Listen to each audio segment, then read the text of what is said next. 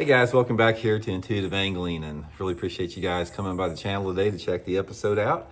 And one of the things I like to do here on Intuitive Angling is I like to give you guys some fishing tips that you can use like right when we're doing the videos. I know a lot of people will watch the videos, a month later or something like that, and you can still use and absorb the information, but I like to give you guys something that you can take to the lake like right now. One of my favorite techniques, not one, probably my favorite way to catch bass in the month of July and August in the summertime is shallow speed cranking is what I call. I'm gonna give you guys some good tips and advice on how to do it, the type of water it works in, the baits and everything, the type of retrieve that you use. It is a great way to generate strikes during the heat of the summer. So we're gonna dig into that in today's episode here. And also guys, we're gonna be talking primarily today about Squarebill crankbaits, particularly the Megabass S crank here. I helped design this crankbait along with Edwin Evers about 15 years ago. This is the best Squarebill crankbait you will ever use for the summer. I'll put it in my Tackle Warehouse link in the description of the video. They got 3 different sizes. We'll be talking about all 3 of the sizes, but this S crank, guys, is a killer during the summertime of the year. And also, guys, quick reminder, Solar Bass got their biggest sell that they've had all year long on my Signature Series glasses, my RB2s and 3s. In celebration of our country's 250th anniversary, they got them 50% off this month. So if you'd like to get you a pair, guys, I'll have the Solar Bat link in the description of this video also. Got 3 different frame colors here, a bunch of different good lens colors.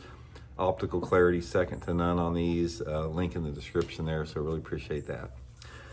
Okay, guys, we've been talking a little bit about We've been talking a little bit about summertime fishing here lately and how bass fishing gets tough in July and August. A lot of different reasons for that we've been going over. Fish are really scattered out. Dang flies, I'm having to kill them every time they come to the tack room here. But a lot of different reasons. Fish are starting to get scattered in July. Thermoclines are starting to form. You got fish that are pulling up off the bottom to suspend. You got fish that are breaking up out of their small schools and they're becoming more loners or in little bitty wolf packs. So you've got a lot of fish in a lot of different depth zones. You got some shallow fish, mid-depth zones fish. You got fish that are on the bottom, right above the thermocline in 20 or 25 feet, and you got a lot of suspended fish. So based upon how you like to fish, it can be pretty intimidating because there's just a lot of different options. I simplify it myself. My number one approach to summertime bass fishing is fishing shallow, stained water. So one of the things we're going to talk about the conditions in here a little bit, but this is going to be an approach that you can use if you have a lake that has water visibility of under 3 feet. If you got a clear water lake that has visibility over 3 feet, probably not going to be that good of a technique. But if you got water visibility anywhere between 3 to 4 inches in clarity up to about 3 feet, what we're talking here today is going to definitely catch you some quality fish.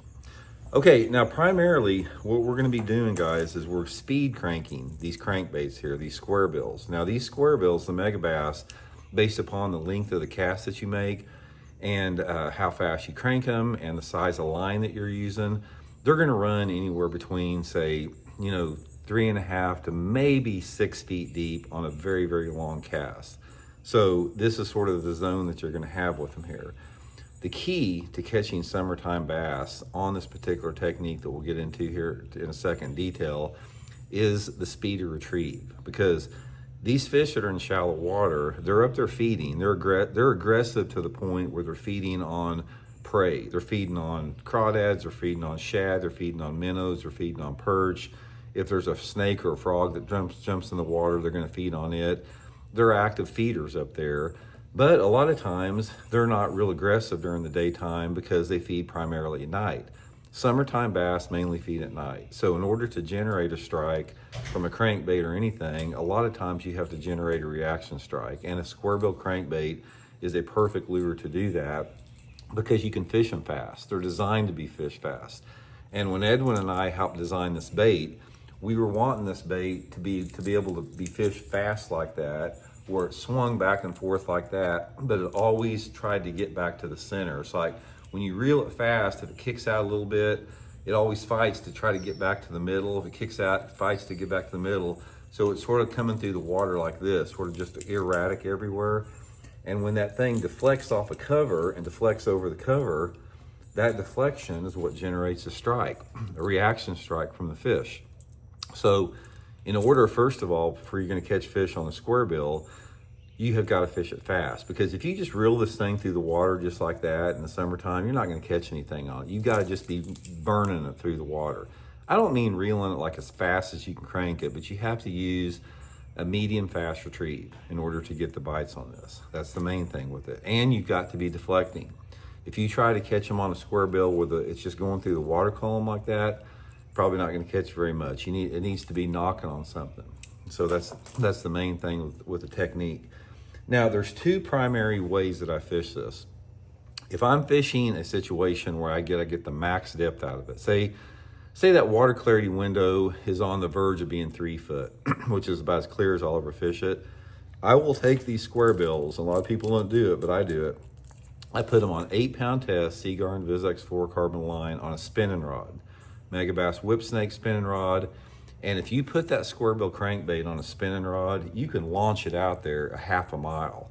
And I catch a ton of fish on a spinning rod with a squarebill in the summertime of the year, because I can get that squarebill deeper than anyone can get a squarebill. Again, I can get this squarebill down here down to 6 feet with 8-pound test line. And people say, well, Randy, why don't you just use a medium running crankbait if you want to get it to 6 feet?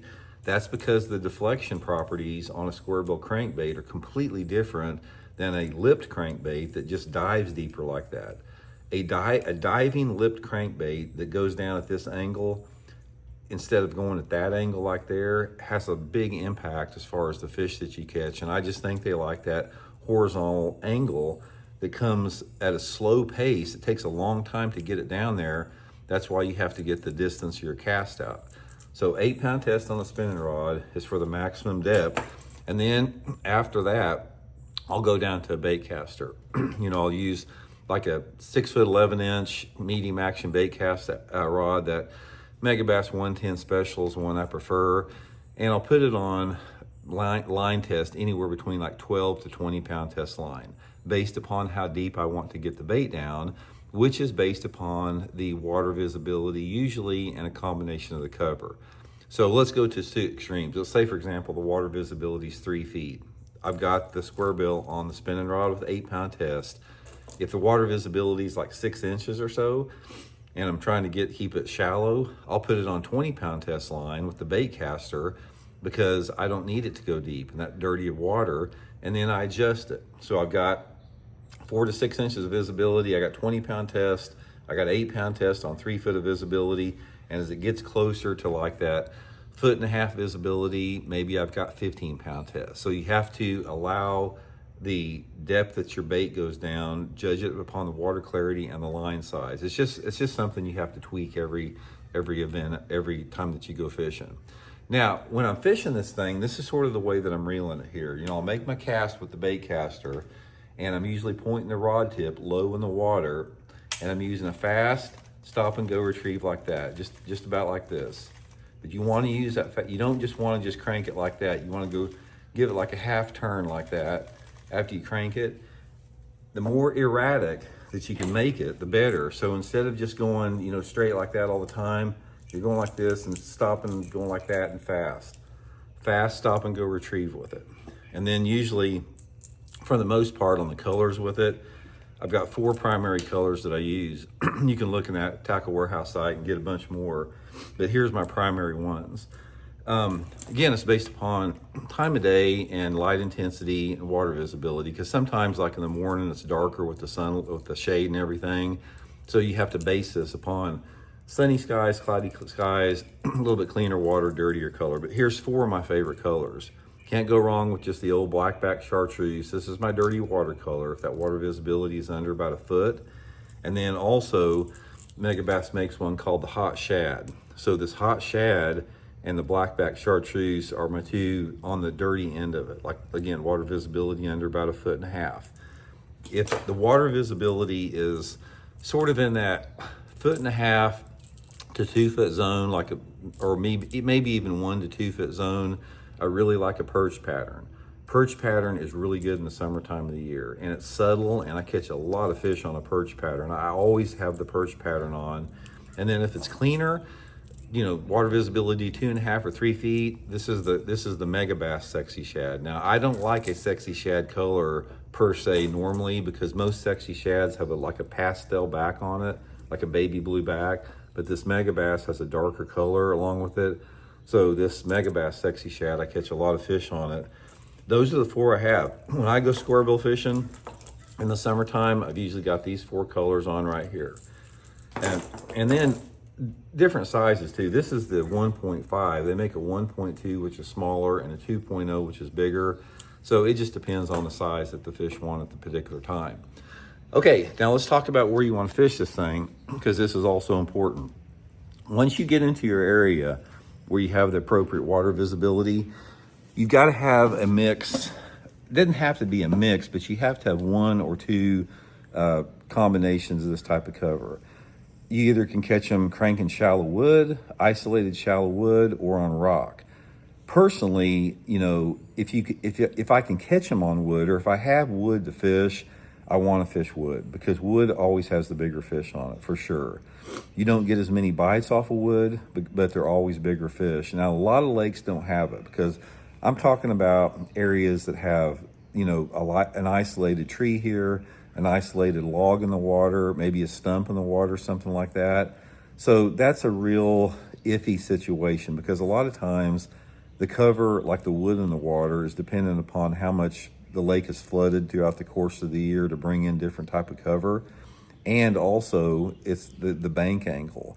If you're fishing flooded wood, not flooded wood, but if you're fishing wood in the water, the stumps or laydowns or something like that, they always are better on a flatter bank. So a lot of times, in order to get to that dirty water we're talking about, you're fishing the extremity of the lake, the backs of the creeks, the back of the major feeder areas, some of the river sections.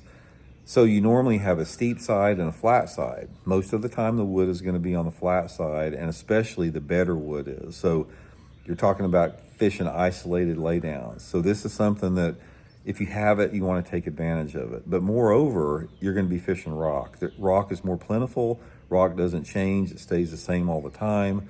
So I love to crank a rock bank in the summertime of the year. And normally I want a steeper rock bank, which it could be a steeper riprap bank. It could be a steeper channel bank. It could even be a bluff bank, as long as you have that appropriate water visibility with it.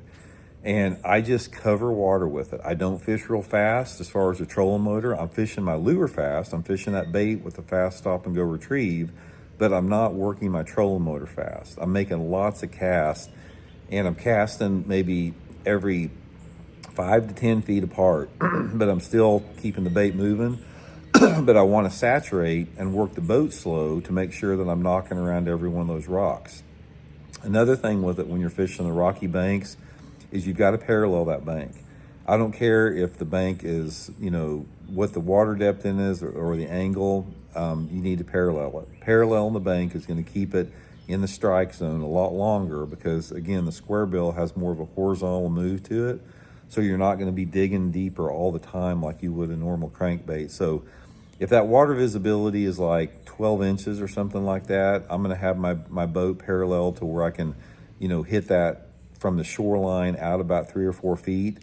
And as it gets clear, I'm going to move farther out. If I have water visibility of 2.5 or 3 feet, I may have my boat 10 foot off the bank, making long casts parallel to the bank, 10 foot down there. Another thing that you want to remember is you want to try to hesitate on setting the hook. In other words, sort of let the crankbait set the hook for you. A lot of times these fish in the summertime, when they hit that crankbait, they don't hit it real hard. They just sort of suck it in. So just keep reeling if you get a bite. Don't try to set the hook hard. A lot of times you'll pull it out of their mouth. The color, back a little bit back to the color here, you're going to have to rotate colors. One of the things that I found out about successful squarebill summertime fishing is that color can be extremely important. So those 4 colors that I talked about, how you determine the color is number 1 through experimentation, and then throughout the course of the day, you've got differing levels of light intensity. Let's say, for example, you pull up on a steep bank at 7:30 in the morning. You may have a bunch of shade on that bank at 7:30 in the morning, and you may have some water visibility that's like 1.5 feet. It's a low light condition, and a brighter color is going to work. But by 10:30 or 11 o'clock in the morning, when you start to lose your shade or your shade line gets smaller, you may have to go to a more subtle color. And then maybe what if some clouds roll in at 2 o'clock in the afternoon or a little thunderstorm, then you may have to go to a brighter color. And a lot of times that doesn't make any rhyme or reason. It's just what the fish that want that particular day. So it's very critical, in order for you to be consistent squarebill fish catcher, you got to have a variety of colors on your deck. If I'm serious about squarebilling, like I said, I'll have 4 or 5 different colors out, and I'll rotate through those colors to determine what the best one is. But guys, it's a great way to catch a bunch of fish. You can catch big ones and you can catch lots of numbers. I've had days where I've caught 35 or 40, 12 to 14 inchers doing it. And I've had other days where I've caught 4 or 5 pounders on it in the summertime. So a lot of it just depends on, if the fish are up in that zone, their mood and their personality, different type of conditions. But if you don't want to get out there and drag around deep or fish a big worm deep or look for those fish out in open water, just get your butt to dirty water and put that squirrel bill on. Definitely get you some fish. So we'll talk later.